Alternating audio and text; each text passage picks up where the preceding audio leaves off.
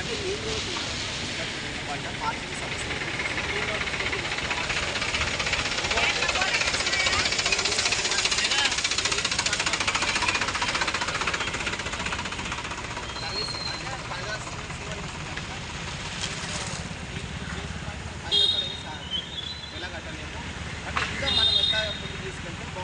సమస్యలు ఏంటి పారిశుద్ధ్య సమస్యలు ఎందుకు వస్తున్నాయి ఇంకా ప్లేట్గా ఉన్న ఎందుకు నీళ్ళు కావట్లేదు ప్రజలు ఎందుకు ఇబ్బంది పడుతున్నారు మీరు నోటీస్ చేసిన అంశాలు ఏంటి దీనిగా మీరు ఏం చెప్పాలనుకున్నారు అంటే నేను ఏమన్నా ఇప్పుడు శుభ్రం చేస్తున్నాను కదా మీకు ఇంకా ఏం కావాలి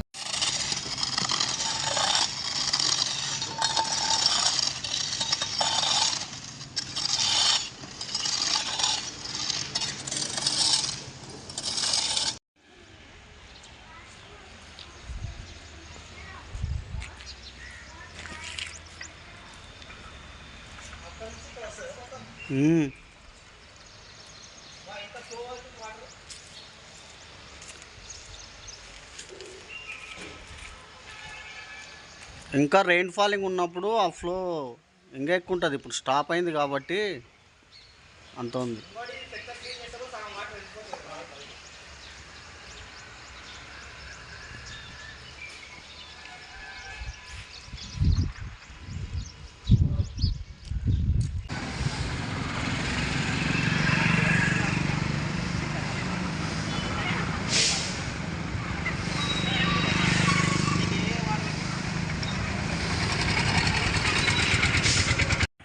అందరికీ నమస్కారం.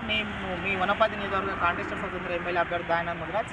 ఈరోజు ప్రస్తుతం వనపర్తి పట్టణంలోని మున్సిపాలిటీ పారిశుద్ధ్య అంశం పైన నేను ఈరోజు విజిట్ చేయడం జరిగింది, పర్యవేక్షించడం జరిగింది. వనపర్తి పట్టణంలోని మొత్తము 6 పాయింట్స్ని మేము గుర్తించడం జరిగింది. 6 పాయింట్స్లో 150 మందికి గాను మున్సిపాలిటీ కార్మికులు ఉన్నట్లు మనకు తెలుస్తుంది.